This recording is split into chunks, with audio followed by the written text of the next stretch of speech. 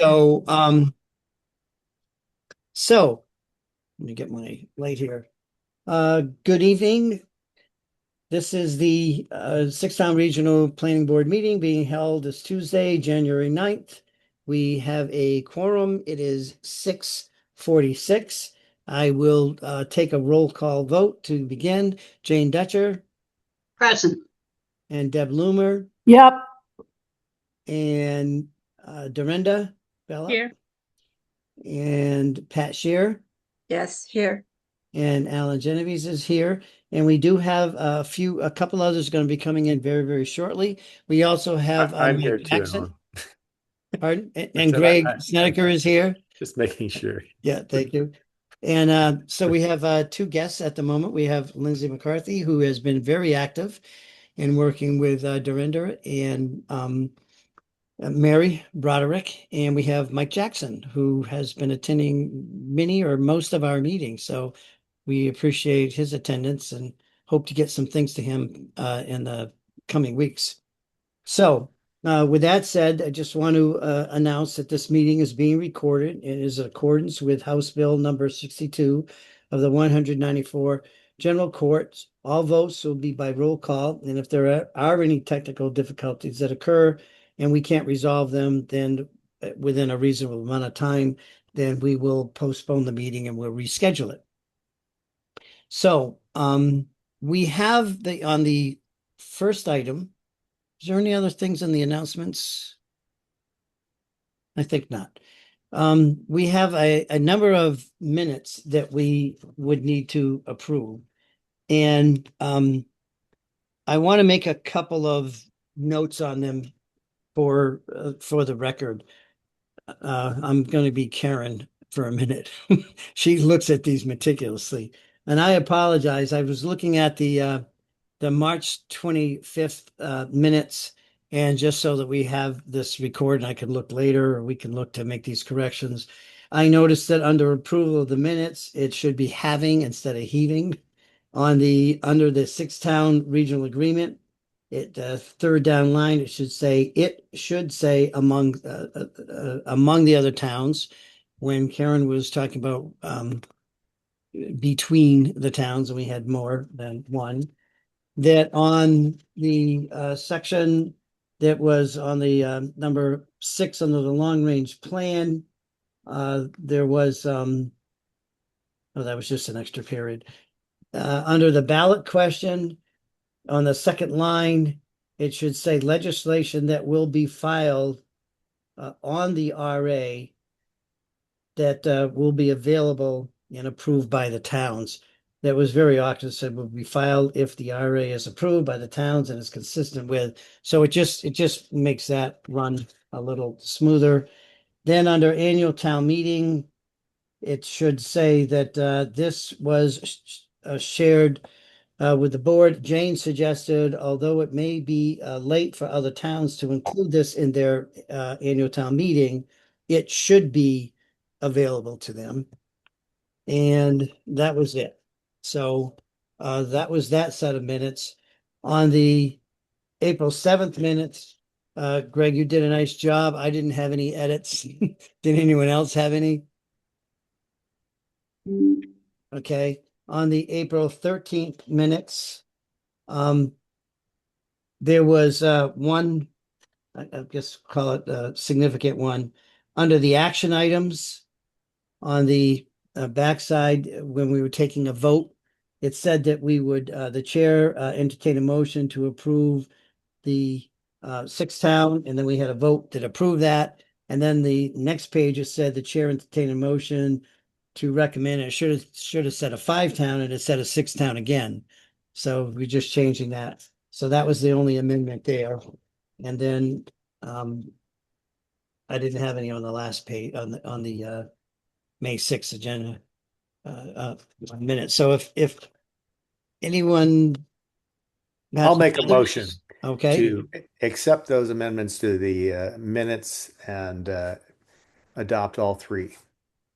as amended, Yes. it was the March 25th, the April 7th, the April 13th, and the May 6th. Oh, so all four, excuse me. Yep. I second it. Okay, that was by, who seconded it? Deb Deb. Loomer. Deb, thank you. Um, all right, no discussion, no. So roll call vote. Greg, Yes. Alan is yes. Dorinda, Yes. Pat. Pat, you're on mute. Oh, Yes. now you're Thank, there. oh, You go. thank you. I'm okay. And Jane. Yes. Okay, Yes. so that takes care of the minutes. So the next thing on the agenda, I'm going to move over that for a minute until we get more people on here, and that was the regional agreement. Just to give you a heads up, after Kevin dealt with some significant things that kept him away from doing this final review, he did go back and he looked at the documents. He made some, I think, some really good suggestions, and we got those this evening. So they were sent to you. I tried to forward them to you so you could see the marked up copy in red, in that it may look like a lot, but it's just consistency of something like membership, membership town. He felt that that was important to be capitalized because it was a proper noun and things like that he went through. But then he had a summary, which is only a page and a half of what those areas should be. So we'll call that up in a little bit, but that's the pretext to that. So let's go down to important action items. Under the community outreach, we had Dorinda and Lindsay and Mary had been working on doing postcard text. And why don't I pause right here and just have Dorinda, can you talk about that? We'll sort of blend that was going to be in another line, another item, but Sure. yeah. Yeah, I can pull those up. So I think we just need probably a text read through, which I can just specifically like email Bill and Karen and say, look closely at this text on for the one pager, which is really a two pager. And then on the I'll just pull it up. So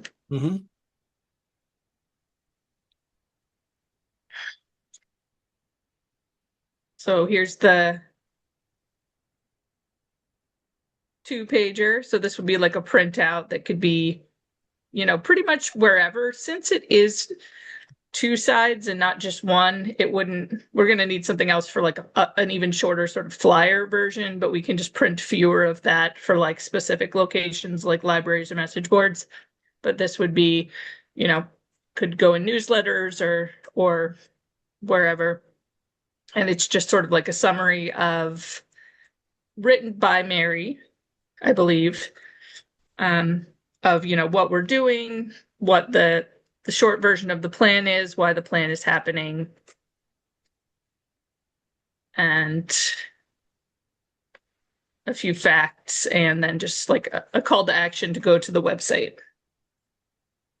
Now the quote could give us more color if you wanted. And did you have some thoughts about that?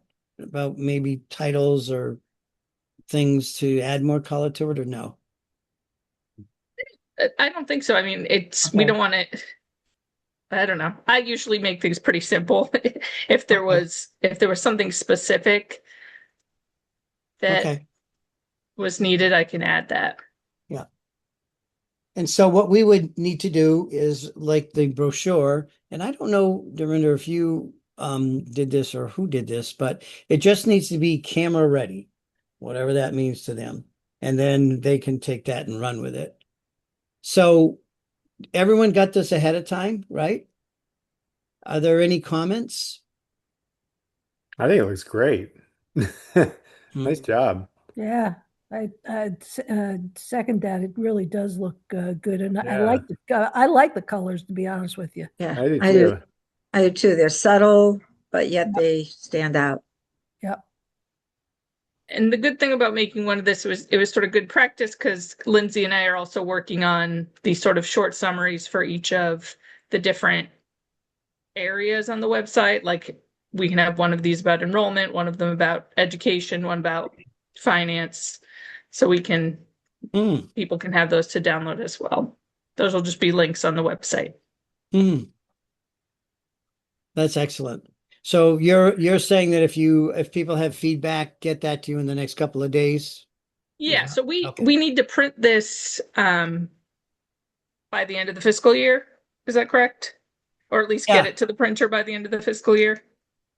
Well, if possible, we should probably have this to them like next week, or if you need a little more time. Because what we want to do is after this meeting, I'll send the official quote over to Gil Montague District, and they will develop a purchase order, and then that will be encumbered.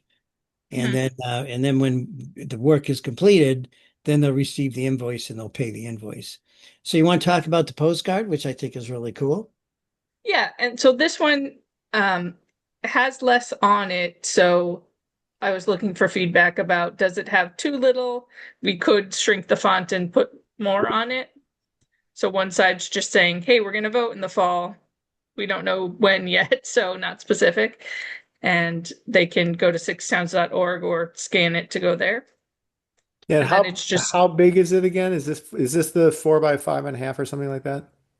So this one's three no, something, four, it's maybe it's 4 by 5. it's 4.25 by 5.5. Yeah.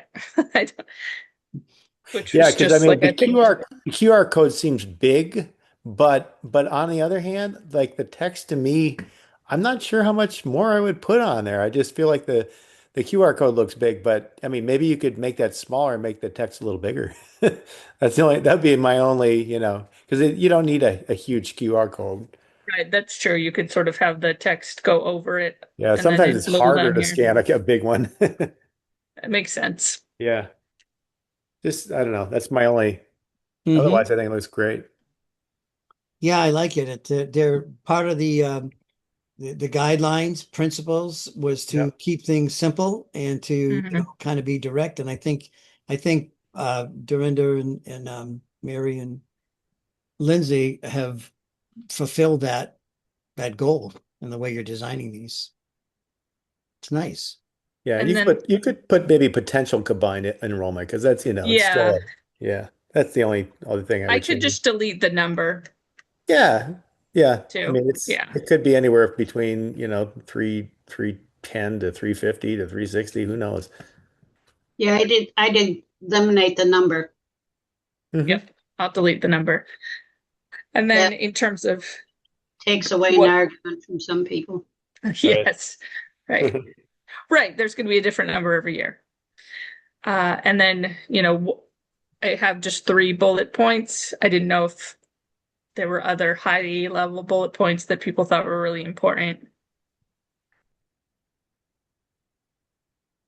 Thoughts? The only thing I I- would do is maybe put the administrative, it's all according how people look at it. From a teacher's point of view, I would put more teachers to share their expertise before you talk about administrative cost savings, because that's That's huge. directly Yeah. attached to the student when Hmm. your teachers have more whatever. And Right. Yeah. certainly people are going to want to see administrative cost savings because they're going to need to say, what about? But I think just flipping those two. Yep. That's a Yeah. good point. And do. Is there And if something you- wrong with the final T, or is that's your cursor that's on the word student? Administrative cost savings utilized. It was Good. the cursor. Yeah, it was the cursor. Okay. I like this. It's simple. Sometimes we get too much in the weeds and Yes. people look at just the simple stuff and it really helps not to get confused. Yeah, I we like have it. to remember who the audience is. I agree with Pat. We talk above their heads. In fact, somebody said to me the other day, I don't know whether I'm going to vote for the sixth town or not. You guys always talk down to me. Mhm. So we had some discussions about trying to avoid the word savings. Oh, it went away too fast, but Oh, sorry. I'll bring it back. no, and I'm wondering if I mean, the message was that we would word in another document, so maybe it could carry over here, but administrative costs could be repurposed to something for the students. Because it's You know, not savings, right? yeah, instead of a cost savings, the thinking here right now is, repurpose those to benefit Mhm. students. However, That makes you might say sense. that, but Yep. because yeah, I don't know. Just a thought. Yeah, that sounds great. And I mean, if there's anything anybody thinks of in the next couple of days that's an important high level item, I can easily fit more on here. Lindsay, do you have any comments on this? Because you guys have been working closely together. Anything you want to share in this development?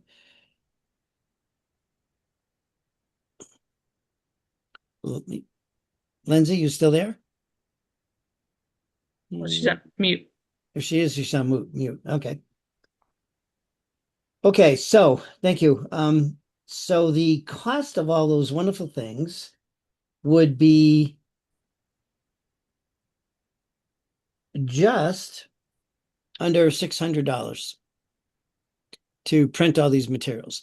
That would be 1,000 of the letters that we could put all around town and sporting events or wherever we could do that, and 1,000 of the postcard size material. So spread over all these towns over the next couple months, I think that's amazingly reasonable. Actually, I thought it was going to be more. So I Alan? would, yes. Sorry, I don't know how to do my little hand.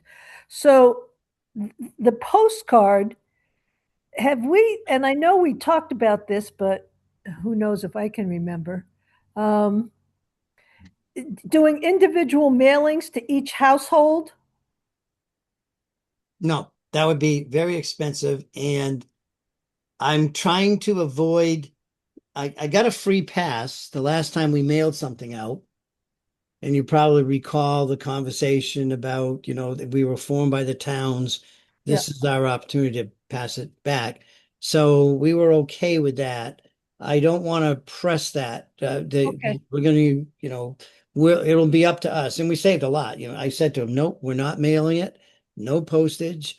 We'll pick them up and we'll take care of, we'll distribute them. So all of those things contributed to there were a reason for them and contributed to these costs of $600. So I would entertain a motion that we approve the expenditure for these two items, the postcards and the flyer, for Adams Direct Mail Service. Not to exceed. I So- will make that We're done. motion and then I have a question. I'll second. All right. And Deborah Potee just came on. Oh, perfect. Potee. And it is 7:04. Thanks, So, Deb. So here's my question. 1,000 doesn't sound like very many to me. So my question is, if I take that postcard and copy it, or either document and copy it on a black and white copier, what's it going to look like? You can do that.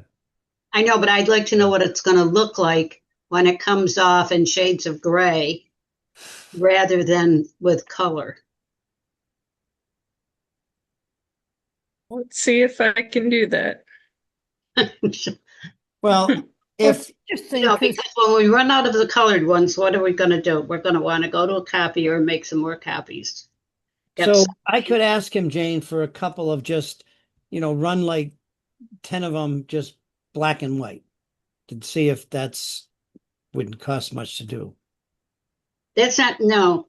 I don't think I you want have to know, no, that's not the question is we're down to 2 copies and we want more and we're going to go to a copier and make them. And I have a colored copier, but I don't think I can afford the ink to volunteer it. So I just wondered, what would it look like if we need to do that down the road?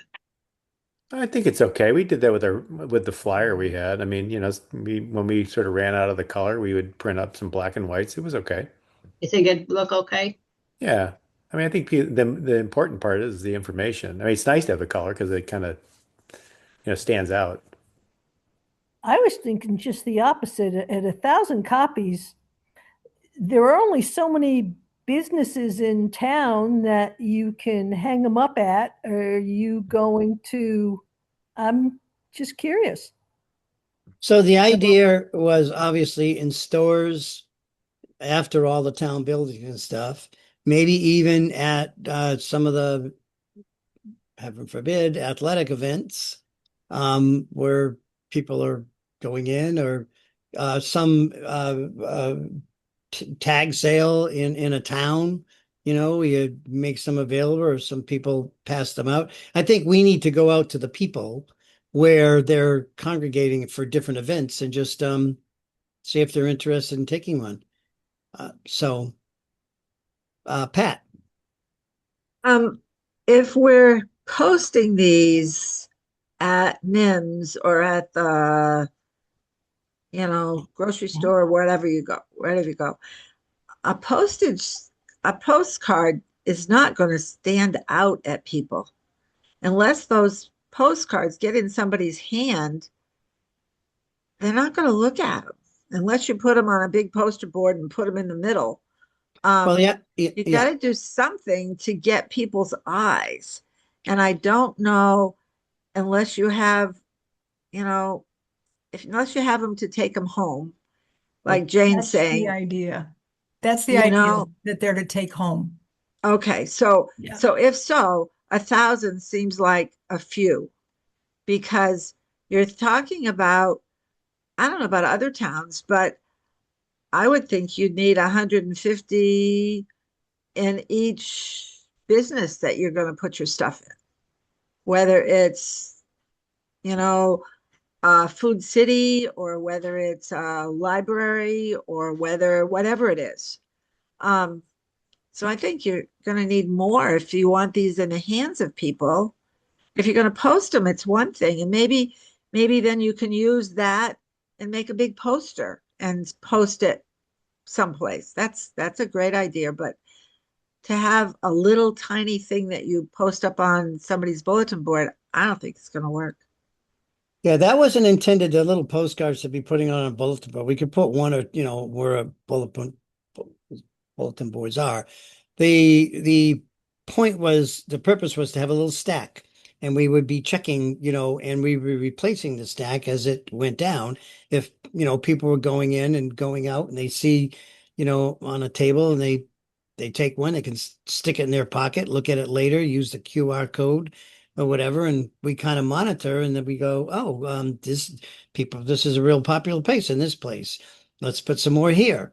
That not very many went, in this other place. So the whole intent is not to be putting these little cards up on bulletin boards like repeatedly to take it. That's the purpose of the flyer that would be on a table to take, and the postcard. But the flyer would be on a postcard. I mean on a bulletin board. Greg? Yeah, I think 1,000 is okay to start with. I think, I mean, the other thing I'm thinking is a lot of when we ramp up towards the end is going to be on social media, Nextdoor and Facebook and those, because people, they congregate in the social media to read a lot of this stuff. So I think it's just trying to hit multiple places. So, um, I don't think we have to try and cover like, the whole town, just in strategic places where people go, and then also hit, the social media, newspapers, all that kind of stuff. So we have I two don't know. pathways. We Just can either my at thought. the double price for $1,200, you'd get 2,000.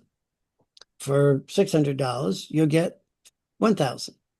I don't know if it's fair to have people, run extras off if we're short. So if we're going to have more, then maybe it's 1,500. But it's 1,000 of each, correct? Correct. Okay. I would think that you might need more postcards then, if we're, kind of leaving at the liquor store in Gill, Yeah. the quick thing would be to grab the postcard, which isn't going to take up a whole lot of room at their counter, we'll say, and they're saying, yes, you can put these here. A flyer posted is awesome, but do you want to have, that's not something people are going to grab quickly.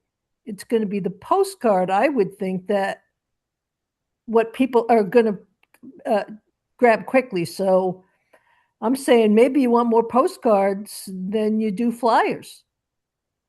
I agree. Well, you could do 1,500 of the postcards and 500 of the other. Would that? I don't know. I'm just Well, we have a quote for 750, Randy, I think you're muted. 750 flyers, right? Yeah, From- with the little postcards, though, I guess to be devil's advocate, you can just type sixtowns.org or scan the QR. So you don't necessarily need to carry it with you. It's just like for people who want to do that or more comfortable for that or don't want to forget. But I think a lot of people would just scan it, and I think it's more valuable to have more information. I think it's more valuable to have more information, but I'm looking at the population of, I'll say, Gil being an older person. I'm not going to scan that card while I'm at the checkout at the liquor store. I'm going to grab the card and then go home and then go, okay, now I'll scan it. And once again, I think you're looking at the age of your population. Don't laugh at me, Greg. No, all I was thinking was I'm going to take that card home and crack open my Yeah, my bottle first, and then and have a little drink while I read it. there you go. That's all I was thinking. Yeah.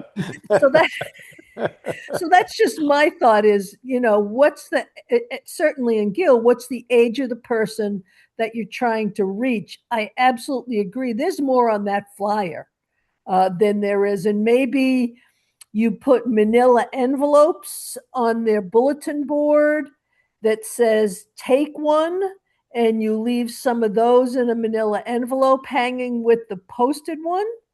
And then people who are interested could get more information. I'm thinking you're going at here, you should know about this postcard, and then have them look up the information on their own.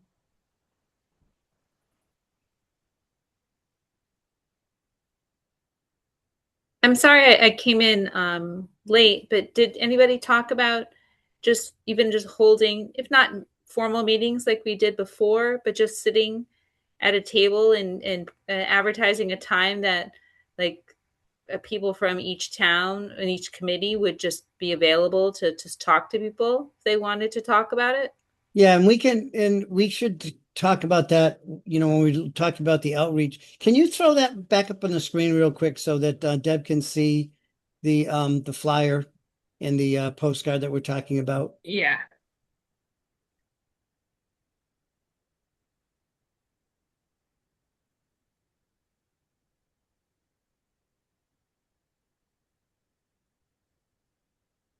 I'm sorry, I'm making you guys go backwards. Well, I think it's important that you, and this was sent to you too, so you can look at it. So that's starting with the postcard, front and back, 4.25 by 5.5. Yes, I was just doing the edits that were requested. So the QR code is smaller. Yeah, that and the looks, text has changed. Yeah. I think that looks better. Yeah.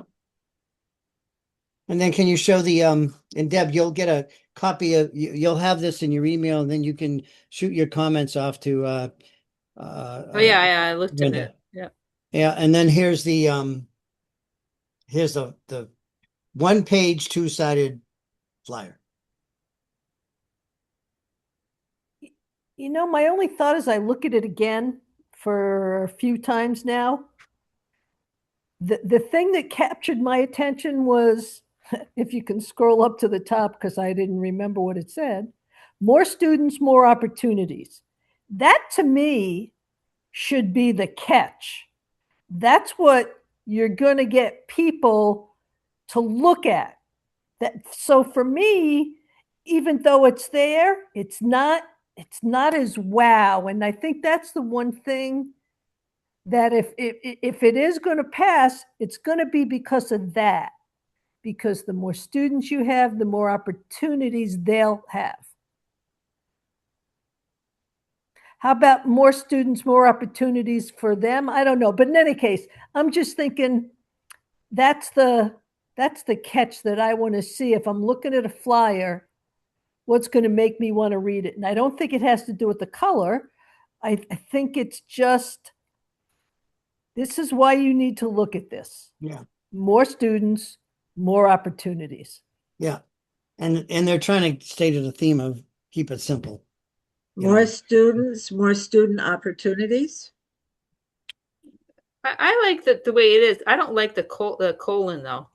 No. I think more students, period, more opportunities, period. Exclamation mark. Or you could put, yeah, I was gonna say, you want to put like yeah, I don't know. It's like I just wonder if it's like you just need one of those straight little dividers.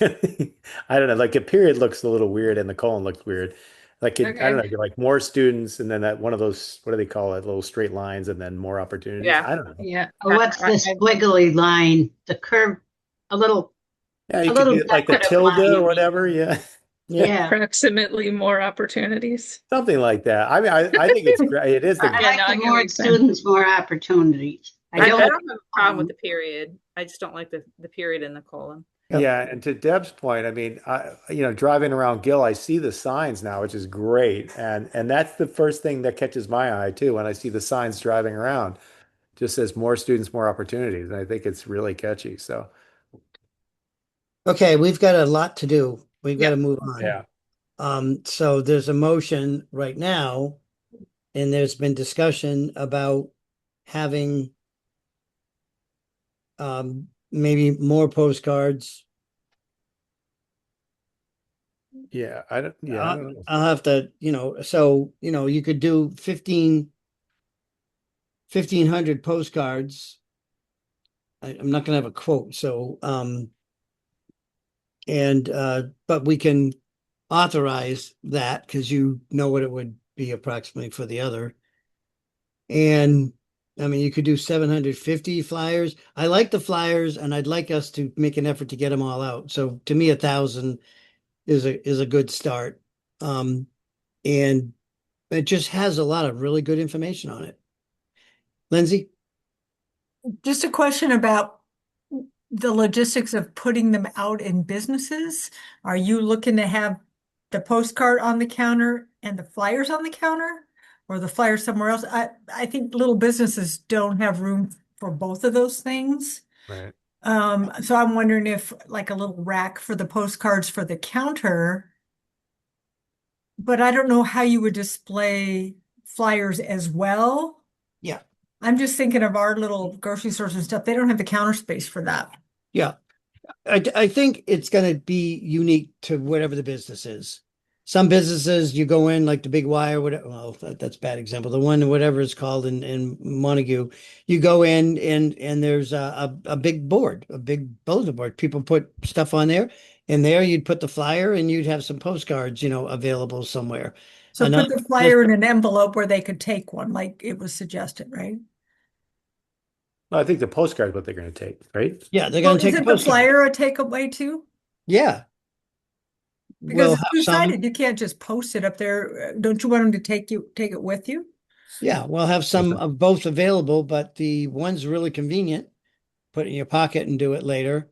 And the other idea for the flyers is having those at, around the towns, more in town buildings, libraries and so forth. Okay. And then being able to distribute them at different events, Oh, okay. Okay. that people congregate. Not a bulletin board design because they're two-sided. Right. You'd have to have one and then next to it, the other one. So the idea is to find places that we could distribute them.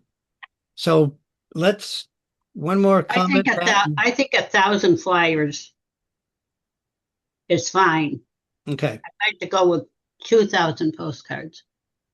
Okay, can I offer a suggestion? Why don't we leave this up to the people who have been working on it? Because we could offer a million things and they and we won't come up to anything. They can listen to what we said and then decide what to do. Sometimes it's easier. I don't know. Just my idea. You can make a motion to amend and leave it to the people who are doing it, and it, not to exceed an amount. All right. I've made that motion. Thank you, Greg.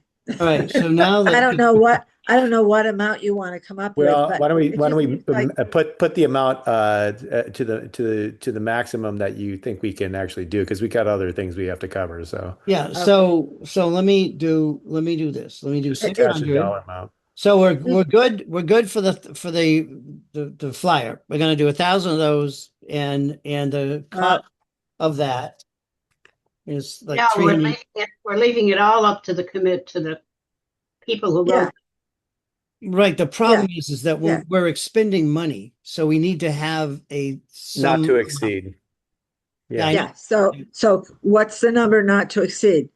Yeah, Alan, give us a number. Just raise it up to I don't care what kind it make is. it How many? 2,000 flyers and whatever, No, 1,000. we don't need 2,000 flyers. We Okay, give well, 1,000 Well, flyers. okay. We don't Uh, need to know the number though, Alan. What I'm coming up Yeah, with is just for you guys to make your decision amongst yourselves. And I need a number to put into the motion. Is it a couple amount of money. $1,000? Is it How about this? Why don't we do it the other way around? Make all a right? motion to make, let's make, I'll make a motion to amend that we allow the people that are working on this, so it's Lindsay and Dorinda and probably Mary, and um, to purchase up to, let's say, 1,000 flyers, right? You said, Yeah, 1,000 flyers. and then up to maximum 2,000 postcards. That doesn't mean we're going to. It just means that we're allowing them to do that, whatever that cost breakdown is, because we already have the cost for. So it'd just be a mathematical 1,000 flyers thing. is Yeah. $166. Yeah, and that Okay. way it can be budgeted if we need it to move it elsewhere. We could do the same for the other things.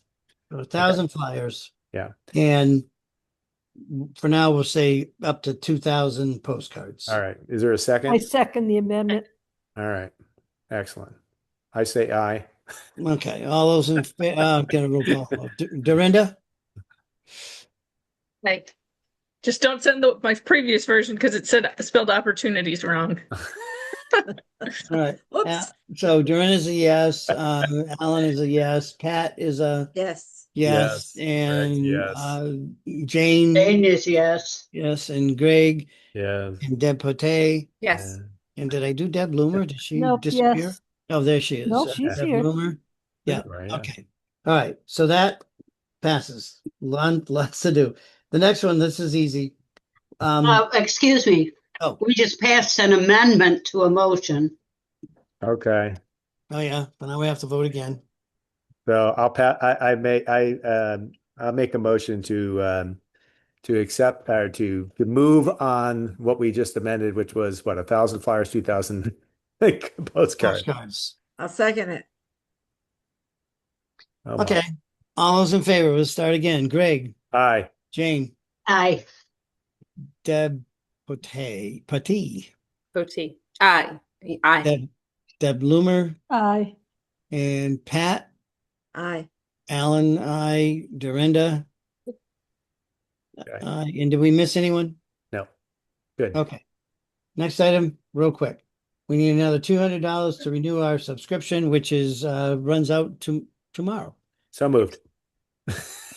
We'll Second. renew Keeping it it for you. moving along. What prescription? What subscription? So this is for the website. Website. It would be Yeah, not that's all right. available. No, I don't need to get it. Just up. There we go. Yes, it's moved and seconded by Deb. All right, roll call vote. Greg, Aye. Jane, Aye. Deb Potee, Aye. Deb Bloomer, Aye. Alan Genevieve's aye, Pat, Aye. Dorinda. Aye. Okay, so that's voted unanimously. Then we have the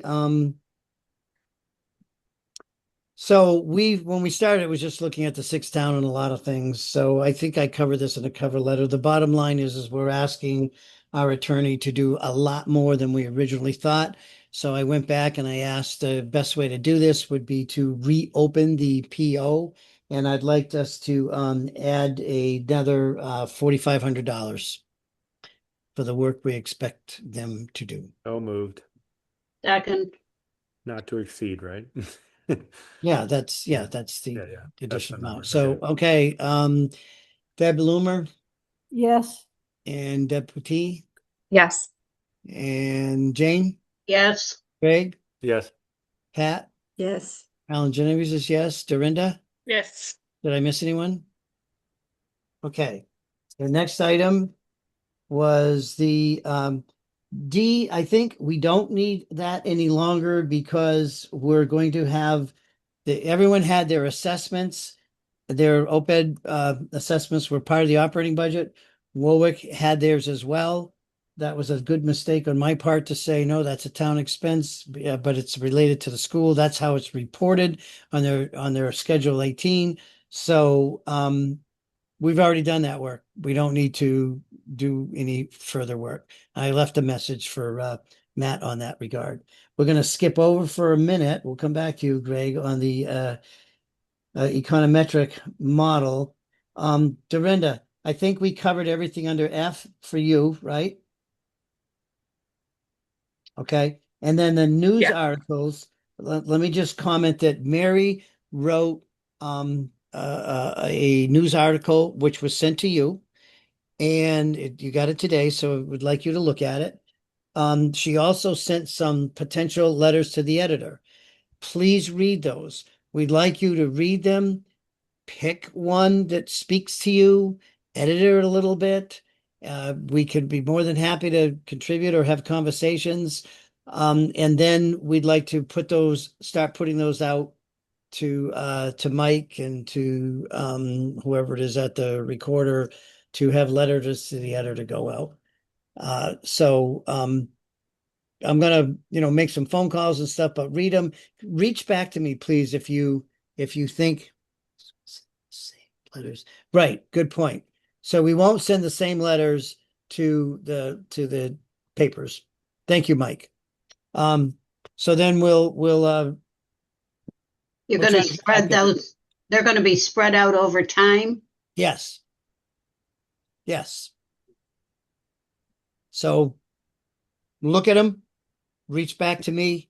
Let's have a conversation. Do whatever editing you might say. I like this one. I'd like to add to it, and you'll send it out from your name, and we'll get more people. But you're going to tell us when to send them. Well, So we can have a conversation about, when, but yes, yeah, we would say if yours is ready to go, we'll get it out. The next one it's ready to go, but we'll try to spread them out every other week or something.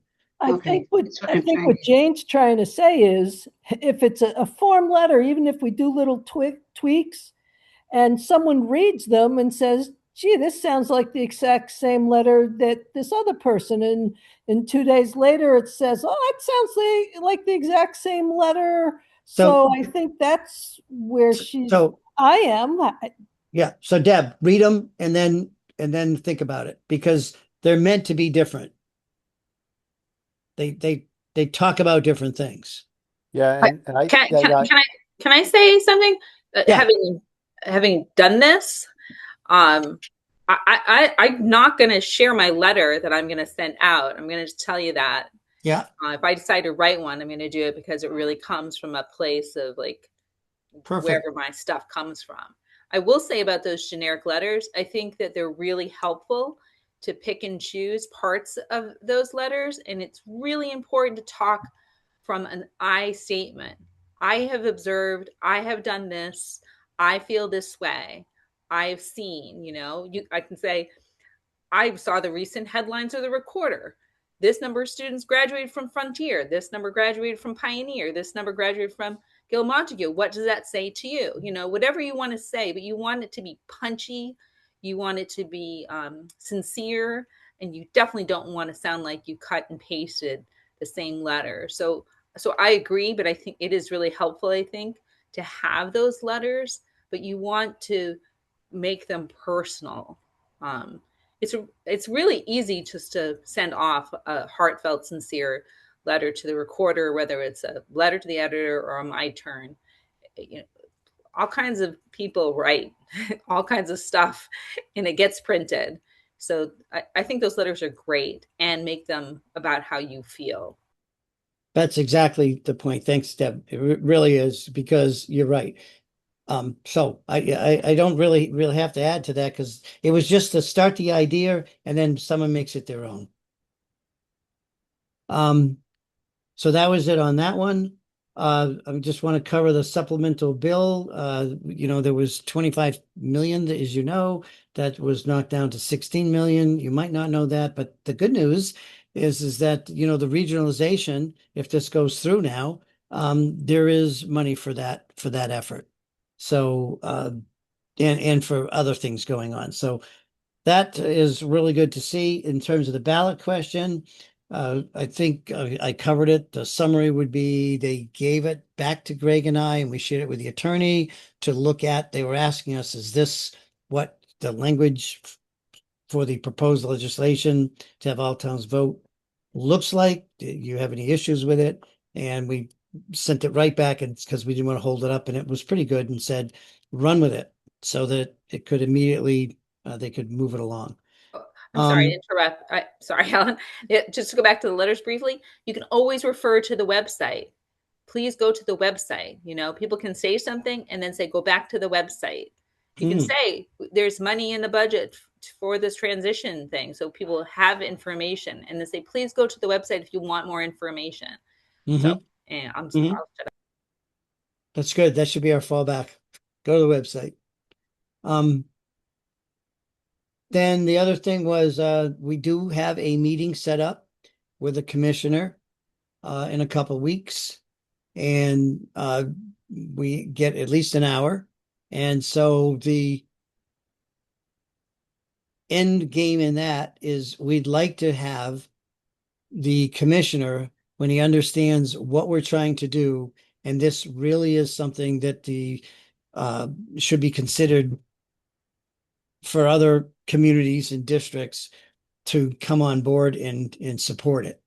It would be, as Chris Lynch said, she said it would be really powerful if the commissioner says, we endorse your efforts, and to be able to say that in these meetings that we follow up on in the coming months.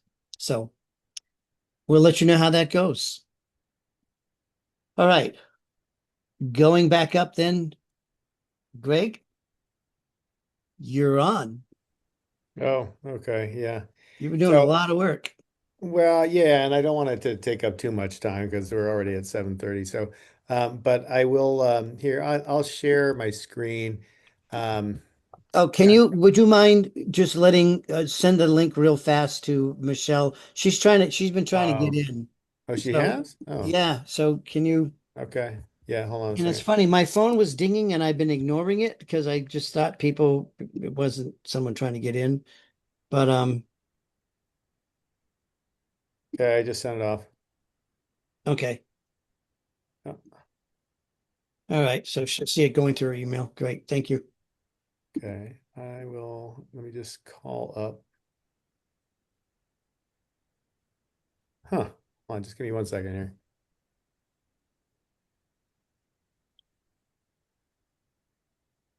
I had all these other regional agreements up that you asked me to put up, and now, oh, here we go. Okay. So after you finish here, then we'll go over the summary of, because this is really important, of the, what attorney, because now we'll have Michelle and we'll have a lot more people to hear. So we'll need a vote on that. All We right. haven't So had two meetings, so. just quickly, I just wanted to, one of the things that's come up a lot lately, just questions about why to regionalize, if these districts are all declining, what's the point if, you're going to go to a bigger enrolled district, if, you're still declining, that's not enough. And I thought, one of the things that hit me was going back to my, my, when I was studying economics in college was running econometric models, and you can show relationships between, um, things like enrollment and what happens to budgets.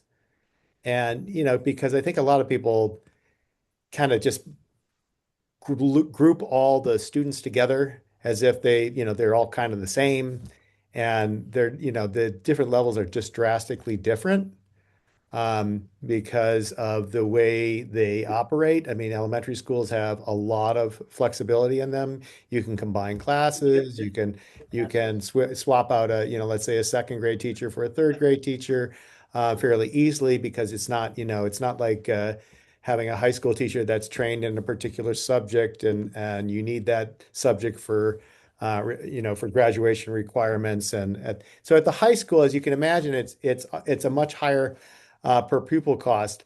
And so what I did was I spent about a month trying to develop an econometric model to show what happens when school districts decline at each level, and where the cost builds up and what happens.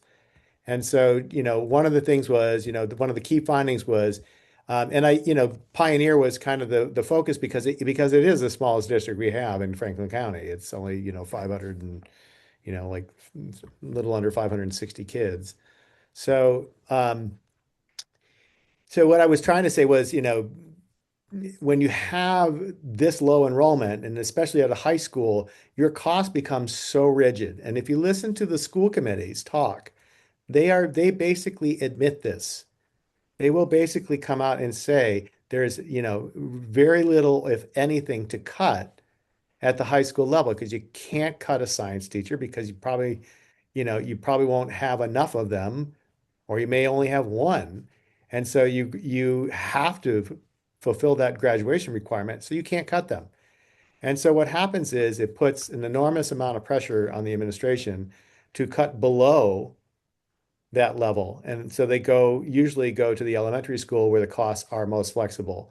And what that does is it actually becomes a structural basically trap because they begin to diminish the elementary school programs, and that's the very feeder that is feeding into your high schools and your middle schools. So what I did was I put together a model and ran it, a large data set by going back even 19 years, because that's about as far as you can go with DESE and the budgets of these districts. I did feed in the last five budget line item budgets, and so that it would literally break down the cost by elementary school, and then the district, the secondary schools. And it was a little complicated. I had to put in a lot of sort of caveats because, they share teachers 7 through 12 sometimes. It's not discrete where your costs are, discrete to 9 through 12 and 7th and 8th because you sometimes share services and that kind of thing. So here you've got over 19. So this is actually very conservative because over 19 years, I will say I did it at 5 years and the cost pressures were much higher. And so we'll get into this, but here I just want to show you like so using Pioneer, and I do go Gilmontague too, and as you would expect, you will find that, so for Pioneer, what you're seeing here is this is the enrollment now, and what you're seeing is costs become rigid, very rigid, and this is strictly by analyzing their budgets, running it through the model. And what you find is once it becomes very rigid, meaning that there's nowhere left to cut, that per pupil cost, as you lose a student, begins to accelerate tremendously, right? Because each student, when you lose a student, becomes more of a percentage of the overall, and that's why it's done logarithmically.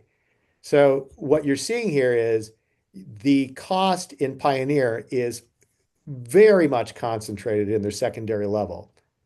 And when they begin to say, well, we're going to cut preschool, we're going to try to move all our elementary kids into one building, what they're saying is we're going to try to reduce down here in the green zone. And it's going to do nothing for the problem that exists up in the secondary school. So your middle and your high school basically is at almost complete rigidity, which means you basically cannot cut at all to proportion because you're running a core, there's nowhere left to cut.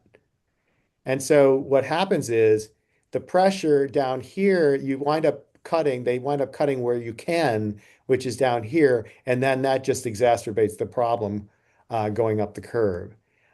This is mathematical. This is not, this is something that was run with their actual budgets that actually look at the trends over the years of what these districts have been doing and how they adjust their cost cutting and how it's not addressing the real problem, which is in their secondary schools because they're so low enrolled and they're declining. And so when you look at this, you go, okay, this is pretty bad. You wind up with elementary school is still approaching. At minus 0.5 or less, you're doing okay. You're somewhat sustainable at that level because you've got 300 and some on elementary kids.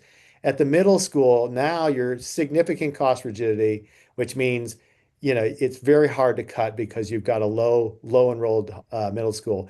And your high school is at critical. It's near total cost rigidity, graduate requirements, specialized teacher athletics, all irreducible fixed costs, regardless of how few students attend. So you wind up with a coefficient of minus 1.23, which is really critical for a district. It means that you're not really financially sustainable at this point. Structurally, you're unsustainable. So then I did Gilmontague, and as you can imagine, because it has a larger population of students, right? These kind of move down the curve. So the high school and middle school are in the 200 range, and your elementary school is out here with all the Gil Montague elementary schools is 426. So you have more sustainability out here for your elementary schools, and you've got more sustainability in your high school and middle school, but you're also, what happens is as you begin to drop at this level, you start to quickly, move towards the critical zone where it becomes very rigid. And again, this is based on the budgets of the budget of Gil Montague. So what happens is I'm like, you're basically got elementary that's sustainable in Gil Montague. Your middle school and high schools are approaching, moving up into the higher cost rigidity, which makes it basically when I say cost rigidity, it means your per pupil cost is going up because you got less and less students.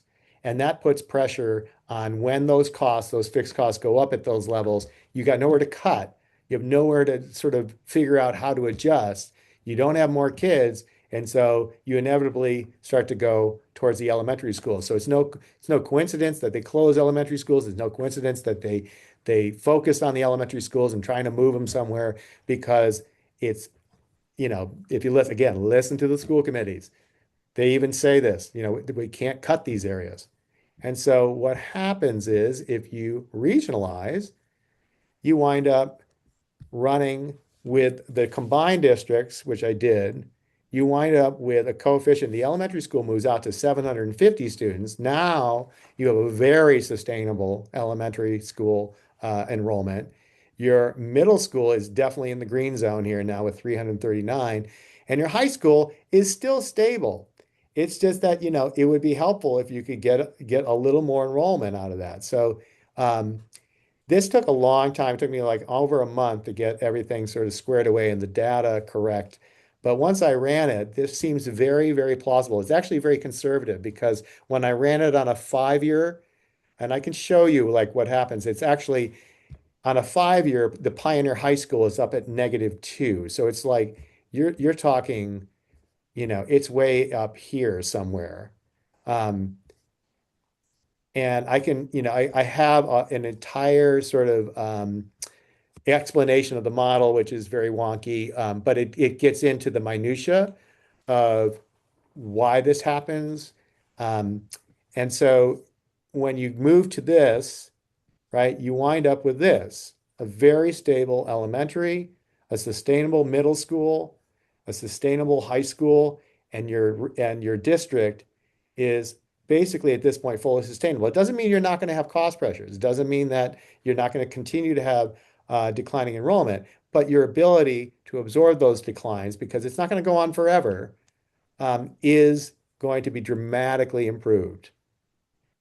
And so the policy lesson is, again, the high school before, after, and before and after. I was giving that as an example, PVRSD. It's going to jump all the way down to here, and these move out down the curve.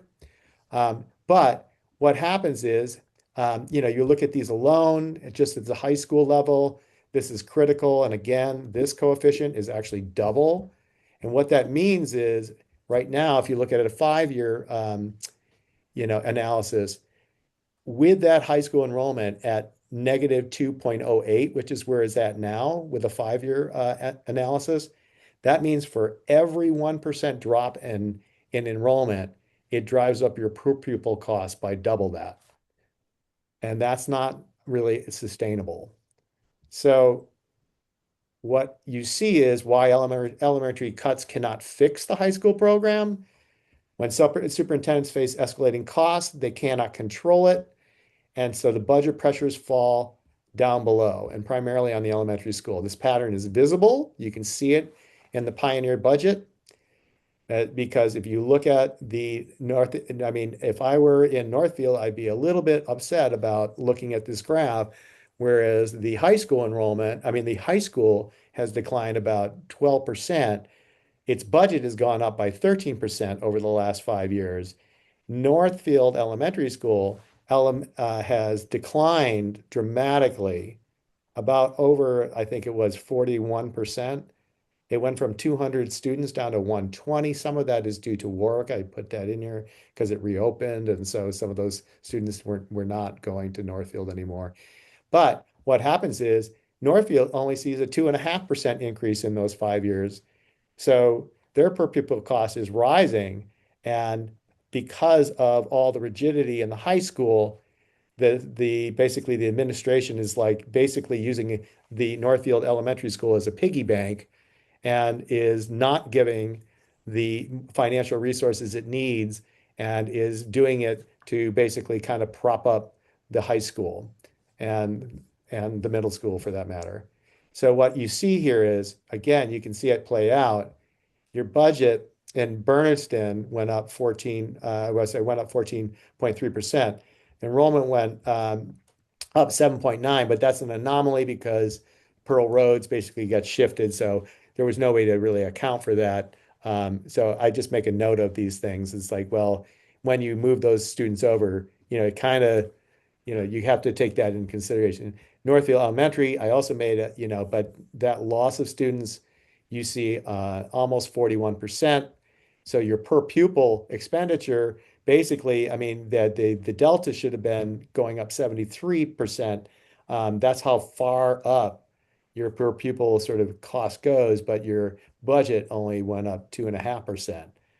And so the secondary level, 7 through 12, you see because of that decline, it goes up by 29%, and it gets a 13.5% increase in the budget, even though enrollment dropped by 12%.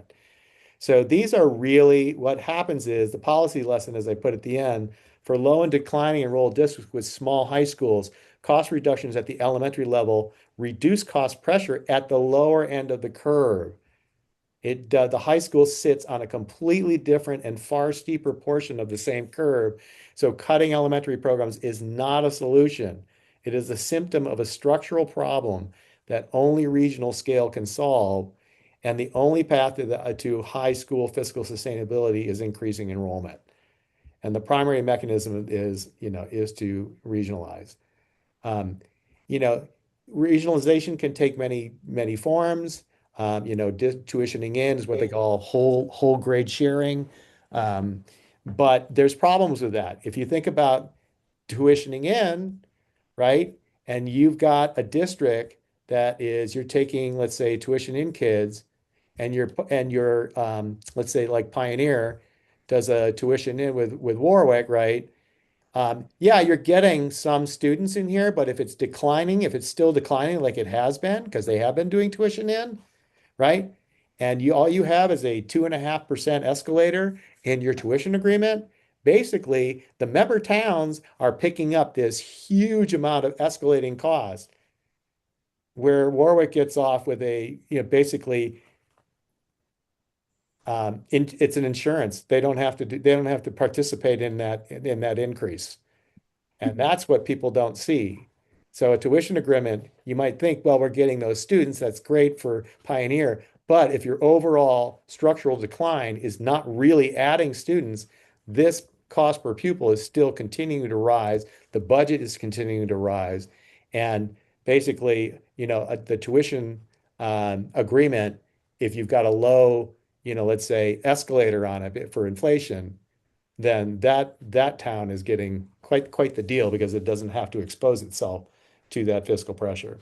So this really shines a pretty big spotlight on why our districts, when they get to be this low, when they keep talking about putting elementary schools into buildings and moving the elementary school, it's because they are stuck. They're stuck because they're middle and high school. They've probably been cutting over the years to reduce staff, and they've got it to the point where they have to fulfill graduation requirements. Their fixed cost at this point is literally about as rigid as they can get. And if you listen to, let's say, the Pioneer School Committee, like the last one, they basically come out and admit this. And what I keep saying is, you can lower this part of the curve all you want, but it is not going to address this. So that's it in a nutshell. And this is what I've been asking for is I reached out to a Boston firm that runs econometric models. They're all like PhDs in economics, and would like to get some funding from this grant to validate that the model was done, realistically, that it's feasible, and that it was, there's a fiscal overlay on this that, I want them to check out. Because I just, I remember doing this in college, but I haven't done it in a long time. So it's one of those things where, I would feel much more comfortable with having, sort of the experts taking a look at it. And I don't think it would cost that much because I can give them all the data and the formula and show them exactly what I did and what it's analyzing. So, I think it's really compelling because it really kind of shows how administrations get stuck. I don't want to necessarily blame them, but it's a strategic sort of mistake to think that you're cutting at the elementary level is somehow going to solve this issue. And it becomes very clear when you start to look at this. So I don't know. What thoughts? I'm just curious. Can I ask, when you did the comparison between NES and the district, why did you only use NES? Why didn't you use the whole elementary cohort? Well, basically what you're trying to do is you're trying to, you don't have to make the point. I'm trying to show directionality. I'm not trying to say get into the specifics of every last little budget. What I'm saying is if you look at, this, because you see elementary BES and NES is accounted for here, right? So that is accounted for as the total. But when you look at back down here, like you ask basically in your API, you say, okay, well, let me just get to where it is. Like here.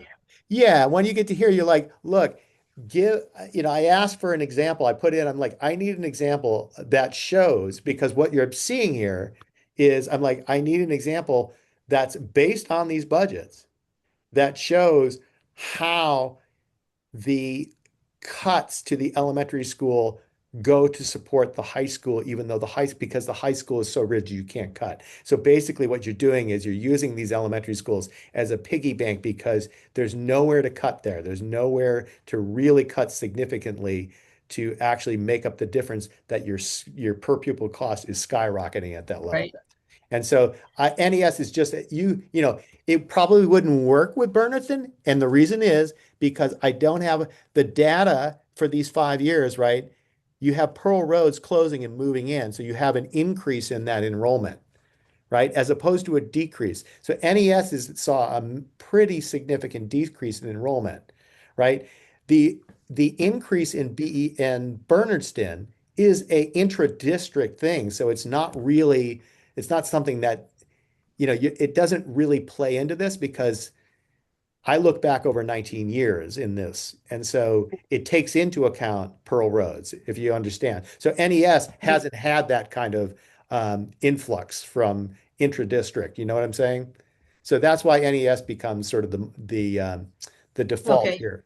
Yeah. Yeah, it was very complicated. I had to run this I don't know how many So, times. so all of the sped expenses and the technology budgets. Yes. Remember, because what you're trying to do is whatever the cost is that's going up, remember what you're trying to do. Those costs are going to go up one way or another. The whole point is when it's about enrollment to cost pressure. And cost pressure means in the high school, you can have sped go up in any one of those schools, right? And you're going to go, Yeah. okay, shoot, I've got this cost that's going up. Where am I going to cut? I can't cut at the high school. So it's going to have to go back down to the elementary school. And so what happens is because you get to such a low enrollment, you cannot cut. And what's happening is your per pupil cost or expenditure is rising significantly at that level because you're losing students and you have high fixed costs. You have certifications in specialized instruction. You have again subject area. You have graduation requirements. You have teams that you're trying to field. You have clubs. You have all these things at the high school that you don't do at the elementary school. And so you don't have the flexibility like you do at the elementary school. So when they get that small, when you have a shock to your system, let's say 5 sped kids come in, you see like, holy cow, we got to cover this, and you got to figure out where to cut, you're stuck. And so you wind up defaulting to where you can cut. And I don't necessarily blame them. They're kind of stuck between a rock and a hard spot. But by increasing the enrollment, you can now have more flexibility to be able to absorb those and be able to sustain the programs and the educational programs throughout the entire district. And that's the difference because this population enrollment decline isn't going to last forever.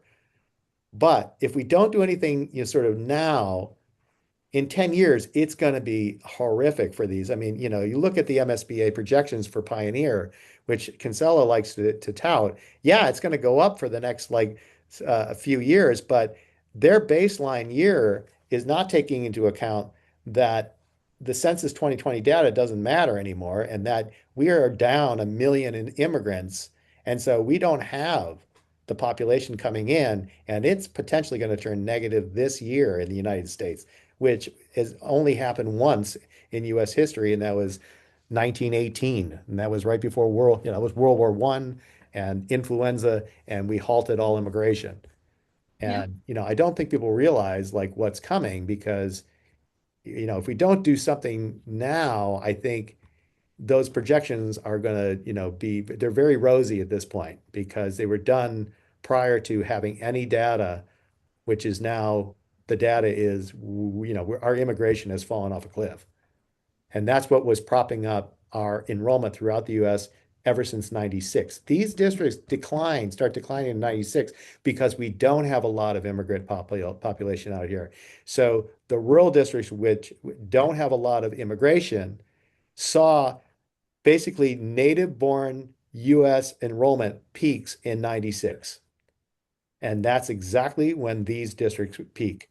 And why we've been hit worse with 50% declines is because we don't, Gil Montague probably has more immigrant population than Pioneer, but you're seeing, the moving around and choice and tuition and that kind of thing. But ultimately, you're dealing with significant declines because you don't have anything propping it up like the urban centers do, which was the sort of the immigrant population. So all of it starts to decline 2019. So U.S. That's why you're seeing closures. It's no surprise when you see colleges, which if they don't have high, and if they don't have endowments to get them through this, and they're tuition driven and enrollment driven, that's why Anna Maria College is closing. They came out and said so. It's probably why Hampshire's college is closing. It's part of it. Um, you're going to see a lot more school closures because our pyramid demographics is completely upside down. We have a lot of young people. I mean, sorry, we have a lot of elderly and seniors, and we don't have a lot of younger people. And so what's happening is our whole, with our demographic shifts, the demands are by seniors right now, overwhelmingly. Look at our front page news. It's senior centers. We want our senior center, right? And that's not a coincidence. Our whole demographics have shifted. Look around our towns. Okay, we're It's gonna most- have to. So anyways, wrap that up. gives you in a nutshell. I would like to be able to dedicate. They've kind of given me a not to exceed 4,800. I'm not sure we can afford that. I mean, I think if you can give us approval to be able to send it to them, work within the budget that we have. I would like to get validation on this because I think it's actually really compelling. I don't know. I mean, I can certainly make the explanations a lot simpler for families and that kind of thing. But you guys have been pretty well versed in this, so it's definitely, this is sort of a higher level kind of You're going to analysis. send it out to us so we can study it at our leisure? I can. I only finished it like literally today, Jane. So I've been working on it for about a month. It's But I feel pretty confident that the data is good. And but again, I would like to, have a caveat great. of like, If you want to do some more editing before you share it, that's fine. But I'd like to be able to, because my head's filling up with questions, which I'm not yeah, going to ask tonight. All right, yeah, so let's and I put would this on our say, next agenda. okay. Yeah, give them a chance to digest it, get some questions to you ahead of time, and let's put it on the next agenda. Okay? I like So you're looking for a motion to spend money to get this, Yeah, within our budget, what we have left of the grant, and I can try to work it out through, I'm going to have to do like a quick, solicit quotes. I mean, it's under 10,000, so it's really trying to find, and I can reach out to a few places, but I'm pretty sure good. this shows. So I'll move to do whatever to get this authenticated. Is that the word you want? Yeah, just reviewed. And with this thought in mind, somebody might look at this and say, we won't charge you. We want to work with you and we'll pay. I'll second that motion, Jane. All right, so we have a motion and a second. I had conversations with Greg about, I am very nervous about how much money we have. We've got it repurposed, this came up now. So we will take a look to see what remaining funds we'll have after we make all these deductions out of the things that we had planned in our outreach. So Yeah, and to Jane's point, I think you're right. I have I ran this by them. The person I reached out to was David Bloom, who's a world-renowned economist at Harvard, who specializes in population and demography, which is why I reached out to him. And so he actually runs this company, and he said, they were very interested in this because of the work that they do. So I'm trying to, I think they're a great outfit. And I met with them, and they agreed this was very compelling, because it could have an impact, just across the state to let people know, like, this is what's going on and why it's not sustainable. okay, So I so don't know. there's a We'll see. motion and there's a second. Who seconded it? Pat, Jane, motion. Who? seconded. Yeah, I did. And Pat. And the motion is to see if we can see whatever funds we may have remaining to put toward this endeavor. That's the way I'm seeing it, right? All right, I need to see people if we're going to take a vote. And then we got to do this next piece. This last piece is very important, and it's already, well, I knew after not having a couple of meetings, this was going to be a little longer. So Michelle is on board. Thank you, Michelle. I'm glad you came on when he was doing the presentation. So let's see. So I'm going to do a roll call vote on that motion. Dorinda, Yes. Alan, Genevieve, yes. Pat, Yes. Jane, Yes, Greg. Yes. Did I say Dorinda? Because she just disappeared. Dorinda, I Deb. said yes, yes. Oh, okay. Yes, yes. Deb Potee. Yes. And is Deb Loomer here somewhere? Yep, Oh, there you are. And Deb Loomer is yep. here. And Did I miss Michelle, any? Michelle, And yeah, Michelle. Michelle, yes? yep. Okay. Okay. So finally, the let's do it this way. Can you put Greg on the screen? So this was sent to you a little bit ago to go through all of the, I'm not going to go through all of the markups. There are markups you can go back and look at later for the 5-town and the 6-town. If you could put up the summary, I think we can do this fairly quickly. We need to. Greg, so this is the one that says it was to me.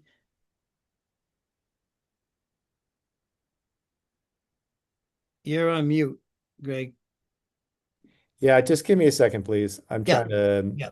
um So while he's pulling that up, I'm yeah, gonna just do I'm gonna this. just go over the 5-town because that's the simplest one.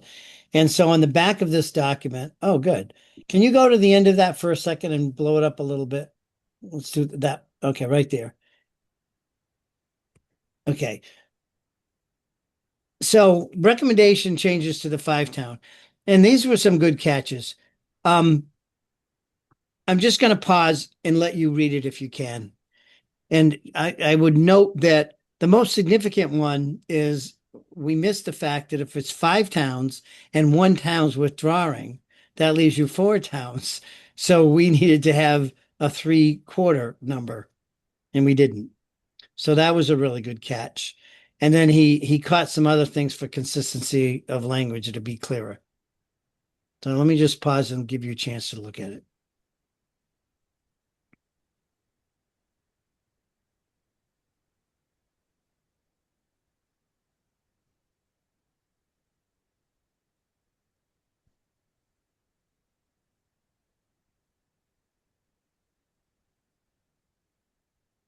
So apparently we still had Warwick.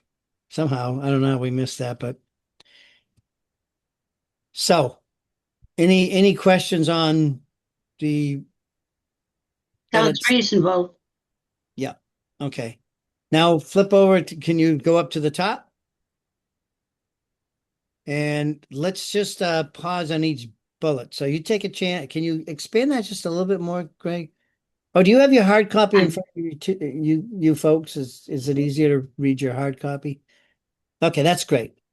So look at the first bullet.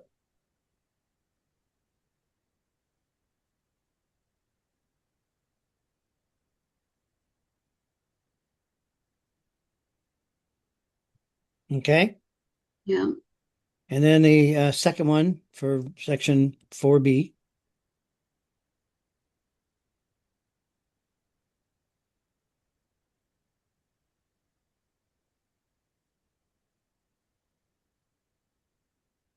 So that's for consistency. And the third bullet.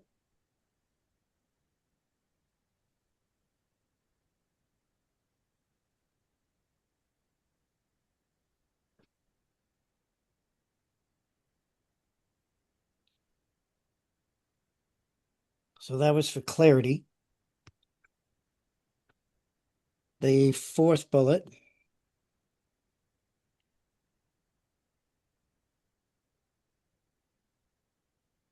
did he supply the consistent language? Yes, you'll see it in the markup. Okay, So you have a markup of both and you have a clean copy. yeah, okay.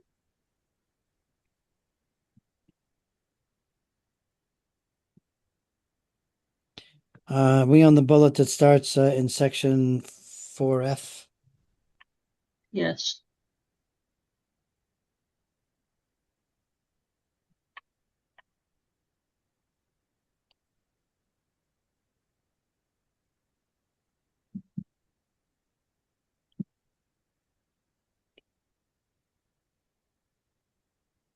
So that was a good catch.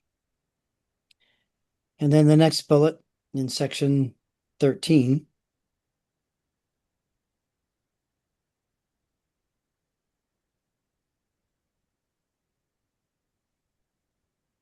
Now I just got this the same time pretty much you got it, and I did some quick comparisons. This I have to look at a little more carefully to make sure I understand that this is a good change.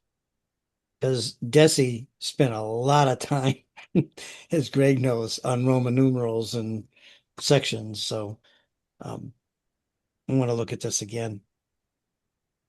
And then we're on the last bullet on the bottom of that page.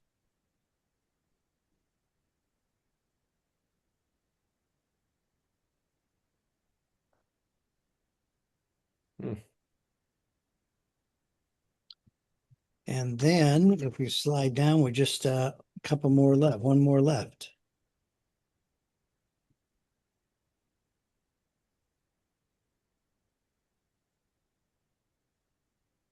Yeah, he's just trying to get us to be consistent on that, so that's fine. Yeah, I didn't realize we weren't, so I'll just look at the red marked up version to see. So these all seem, to use your words, Jane, very reasonable. I went through, we asked him to look at it carefully. He gave us feedback. If you approve these changes or amend the agreement accordingly, both of them, then we would send it to Michelle and Christine. And Kevin has suggested send them this and ask them if they want to look at the whole marked up version. Yeah, I'll make a motion. Why don't I make a motion to accept these changes with DESI approval, and if they don't meet DESI approval, then we make the appropriate change or not. Right. I'm good with that in terms of basically we're saying we like these changes, but if Desi has a problem, we are not going back to the drawing. So just we have a second. Second, I'll second that. Okay. You beat me, Jane. Okay, All right. sorry. And any other dialogue? Told you that would go quicker. All right. So I will do a roll call vote. I will start with you, Jane, this time. Yes, Alan Genevieve says yes. We'll go over to Pat Yes. and Greg, Yes. Michelle, Yes. Dorinda is mute. Deb Potee, Yes. Deb Loomer, Yes. and Dorinda.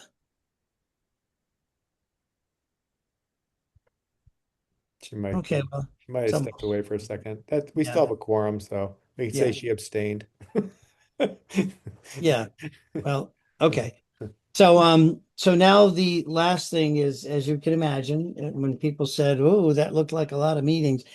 So thank you for your patience during this one. We would have had two others in between, but there was no sense of meeting until we had something to meet about. So I apologize for the length of the meeting. We only have, we should be looking at the 23rd and the 30th for any cleanup stuff that is related to the grant. As Jane and some others pointed out, that doesn't mean our work is done. It just means Yeah, we have the budget. 23rd we have both those dates, I think, sort of penciled We in. do. I do. We do. So why don't we just So let's plan on we'll those. we'll plan on them, but if we don't need them, then we can always cancel.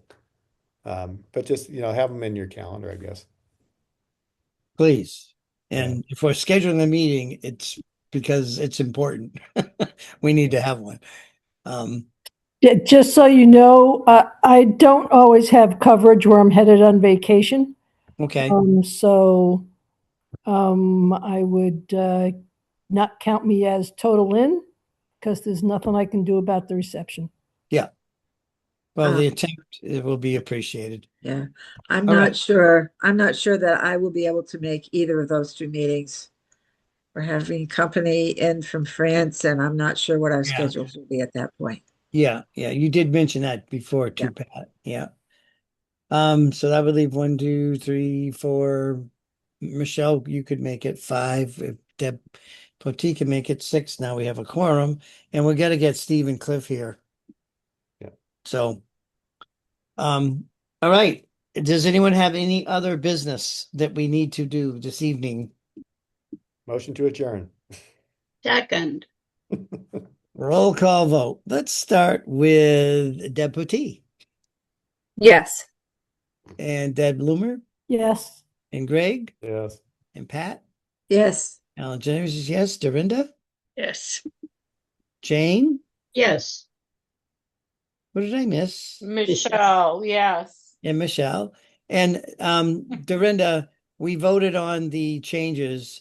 I think you stepped away for a second, so just to let you know. So we'll just leave it that you abstained, I guess. Yeah. Kid stuff. Thank you. Yeah, no problem. All right, so thank you again, and we'll just keep moving forward. And Lindsay, thanks so much for your participation. Yeah, thanks. And Mike, give us a call and let's have a conversation. All right. Okay. Good night, everybody. We're Night. adjourned.